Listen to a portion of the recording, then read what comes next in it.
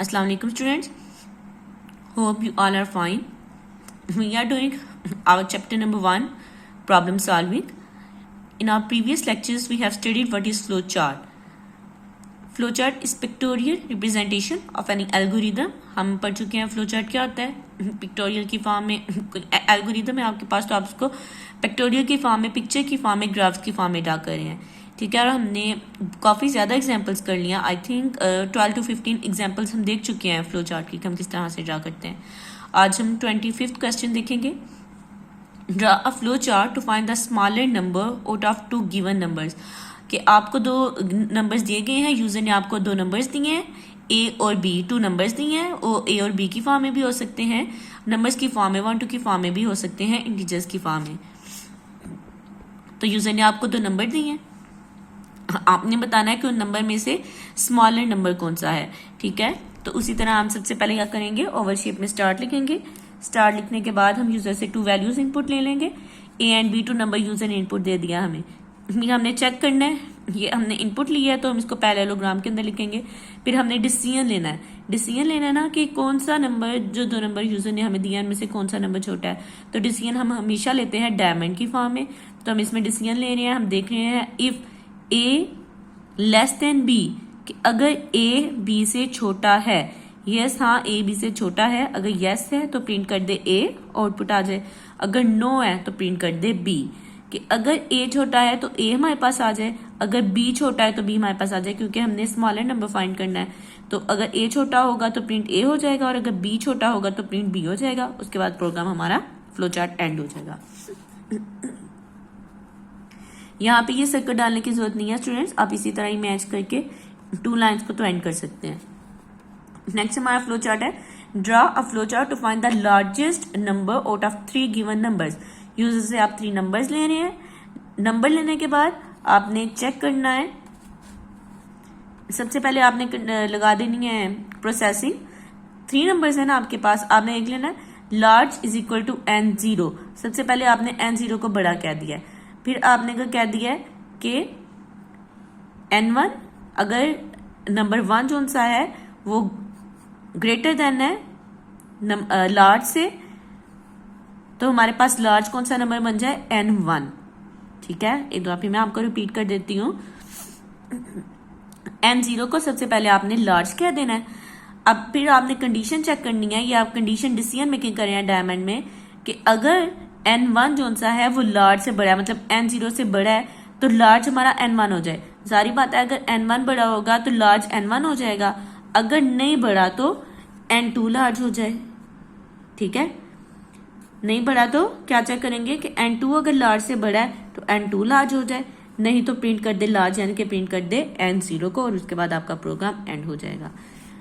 देखिए, मैं इसको एक दफा फिर रिपीट कर देती हूँ. वंस अगेन, लार्ज n0 को सबसे पहले हमने लार्ज कह देना है. अगर n1 लार्ज से बड़ा है, नंबर 1 लार्ज से बड़ा है, तो लार्ज नंबर 1 बन जाए. नहीं तो नो, अगर n2 लार्ज से बड़ा है तो n2 लार्ज बन जाए, नहीं तो लार्ज ही लार्ज रहेगा, मतलब n0 ही लार्ज रहेगा. ठीक है स्टूडेंट्स. उसके बाद 27 question, draw a flow chart to find the smallest number out of 3 given numbers. 3 numbers है आपके पास, उनमें से आपने सबसे छोटा नंबर फाइंड करना है. इनपुट ले लेंगे 3 नंबर स्टार्ट के बाद, इफ की कंडीशन लगा देंगे. अगर तो a लेस देन है b से और a लेस देन है c से, तो प्रिंट कर दे a. मतलब कि a अगर छोटा है b से और a छोटा है c से, तो मतलब a सबसे छोटा है, तो a प्रिंट हो जाए. नहीं तो वो चेक करेगा b less than c, b less than, फिर वो चेक करेगा b लेस देन a आ जाएगा इधर स्टूडेंट्स, इधर a लिख लें, and b less than c. अगर b a से छोटा है और b c से छोटा है तो प्रिंट b कर दे, नहीं तो नो, तो प्रिंट कर दे c. ठीक है, उसके बाद ये सारी कंडीशन मिलके एंड हो जाएंगी. नेक्स्ट हमारा क्वेश्चन है, draw flow chart to assign grade to subjects based on total marks and obtain marks. आपको स्कूल वगैरह में देखते हैं आपकी टोटल मार्क्स की और ऑब्टेन मार्क्स की परसेंटेज निकाली जाती है. परसेंटेज की बेस पे आपको ग्रेड्स दिए जाते हैं. उसी तरह हमने ग्रेड्स फाइंड करने हैं. सबसे पहले आप स्टार्ट करेंगे, स्टार्ट करने के बाद आप यूजर से ले लेंगे ऑब्टेन मार्क्स और टोटल मार्क्स. आपके पास टोटल मार्क्स परसेंटेज फाइंड करने के लिए क्या चीज होनी चाहिए, टोटल मार्क्स आपके ऑब्टेन मार्क्स, जैसे कि टोटल मार्क्स अगर लेट्स सपोज कर लेते हैं 850 टोटल मार्क्स है और 800 ऑब्टेन मार्क्स आए हैं, ठीक है। तो ये दोनों नंबर्स आपको यूजर देगा, इनपुट में पैरेललोग्राम में परसेंटेज निकालने का आप फार्मूला लगाएंगे, ऑब्टेन मार्क्स को डिवाइड कर देंगे टोटल मार्क्स से, मल्टीप्लाई कर देंगे 100 से, परसेंटेज आप चाहिए आपके पास। तो फिर हम चेक करेंगे कि अगर परसेंटेज 80 से बड़ी है तो ग्रेड आ जाएगा यस, बड़ी है तो A+, नो अगर नहीं बढ़ी तो परसेंटेज अगर 70 से बड़ी है तो ग्रेड आ जाएगा A, नहीं बढ़ी तो चेक करेगा परसेंटेज अगर 60 से बड़ी है तो ग्रेड आ जाएगा B, अगर 60 से भी बड़ी नहीं है परसेंटेज तो 50 से अबव चेक कर लेगा, percentage greater than 50 yes grade C, अगर नहीं तो percentage greater than 40 yes grade D, अगर नहीं तो परसेंटेज ग्रेटर देन 33 तो यस ग्रेड E, अगर नहीं तो ग्रेड F यानी कि फेल, और प्रिंट आ जाएगा आपके पास ग्रेड, और उसके बाद आपका प्रोग्राम हो जाएगा एंड, ठीक है। इस तरह आप डिसीजन मेकिंग वाले फ्लो चार्ट्स को ड्रा कर सकते हैं। उसके बाद स्टूडेंट्स क्वेश्चन नंबर 29 सेम ऐसे है जैसे हमने 28 किया, ये आप खुद करेंगे अच्छी तरह से। क्वेश्चन नंबर 30 भी सेम वैसे ही हो जाएगा मॉड लगा के, और क्वेश्चन नंबर 31 भी सेम वैसे ही हो जाएगा, ये आप ट्राई करेंगे। आगे से जितने फ्लो चार्ट्स रह गए हैं, 3-4 फ्लो चार्ट्स जो रह गए हैं वो मैंने आपको एज अ होमवर्क दिया, वो आपने खुद करने हैं, ठीक है। नेक्स्ट क्वेश्चन नंबर 34 है draw an algorithm and argue on its role and importance in problem solving. Algorithm क्या होता है, एल्गोरिदम होता है स्टेप बाय स्टेप प्रोसीजर, कि आपको एक एग्जाम्पल दे दी गई है, आपने उसको स्टेप बाय स्टेप लिखना है, ठीक है। जैसे कि हम इसकी एग्जाम्पल देखते हैं, इसकी पहले डेफिनेशन देख लिए। An algorithm is a finite step of steps which, if followed, accomplish a particular task. Finite set होते हैं, मतलब infinite नहीं होते। आपके स्टेप्स हैं, नंबर ऑफ स्टेप्स होंगे, लेकिन इतने ज्यादा स्टेप्स नहीं होते हैं कि आप काउंट ना कर सके, ओके। हर काम को करने के स्टेप्स होते हैं, उनको हम एल्गोरिदम कहते हैं। For example, to solve the problem of preparing tea, आपने चाय बनानी है तो उसका आपने पहले हमने फ्लो चार्ट किया था, अब एल्गोरिदम देख लेंगे। सबसे पहले आप क्या करेंगे, प्रोग्राम को फ्लो चार्ट को स्टार्ट करेंगे, फिर आप एक कैटल लेंगे, टेक अ कैटल। स्टेप 1 क्या होगा, स्टार्ट। स्टेप 2 क्या होगा, टेक अ कैटल। ये स्टेप बाय स्टेप प्रोसीजर है टू सॉल्व एनी प्रॉब्लम, ठीक है।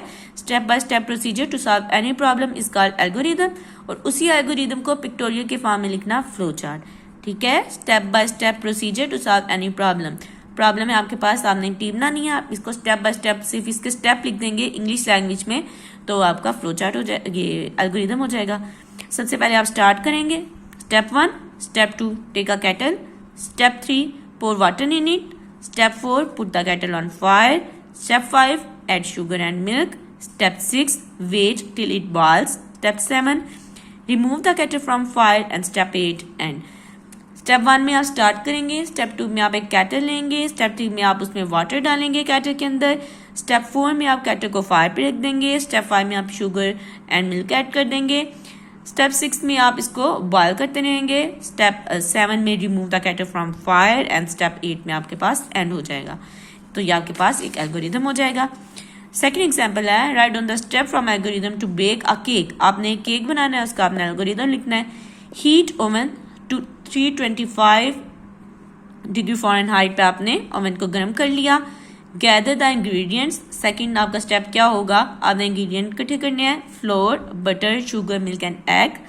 मिक्स इंग्रेडिएंट्स, इन इंग्रेडिएंट्स को आपने मिक्स कर लेना है thoroughly in a bowl. Pour the mixture into a baking pan, फिर आपने इस मिक्सचर को पैन के अंदर डाल देना है। Bake in the oven for 50 minutes, 50 minutes तक ओवन को बेक कर लेना है। फिर इस प्रोसेस को रिपीट कर लेना है until cake top spring back which touch into centre and cook on a rack before cutting. Okay, ये step by step procedure. Step 1 आपने ये किया, स्टेप 2 आपने ये किया, इस तरह आपने स्टेप बाय स्टेप इसको परफॉर्म कर लिया है। We can solve certain problem with the help of a computer. For the purpose, we first formulate an algorithm for the problem and then translate the algorithm into the set of instructions for the computer. वो कह रहे हैं कि आप computers की problem को भी इसी तरह से सॉल्व कर सकते हैं। सबसे पहले आप उनका एल्गोरिदम बनाएं, एल्गोरिदम बनाने के बाद उनकी प्रॉब्लम को अप्लाई कर दें। Usually an algorithm takes an input and then after processing produces some output. सबसे पहले एल्गोरिदम में हम इनपुट लेते हैं, उसके बाद हमें एक आउटपुट मिल जाती है। जैसे केक बनाने के लिए हमने इनपुट ले लिया यूजर से floor, butter, sugar, milk and egg वगैरह, और आउटपुट हमें क्या मिल गई है केक बनाने के बाद जो हमें केक की फॉर्म में शेप मिल गई है वो हमारे पास आउटपुट है। Role of algorithm in problem solving, what is the role of algorithm in problem solving, problem solving को सॉल्व करने में एल्गोरिदम का क्या रोल है। And algorithm has a vital role in problem solving as it provides a step-by-step guide to the problem solver. आपके पास algorithm का एक बहुत वाइटल रोल है प्रॉब्लम को सॉल्व करने में, एक बहुत मेजर रोल है। आप क्या कर सकते हैं, आपके पास प्रॉब्लम है, प्रॉब्लम को सॉल्व करने के लिए आप सबसे पहले प्रॉब्लम को सोल्यूशन को स्टेप बाय स्टेप लिखें, then easily you can solve the problem. It is a complete description of a solution.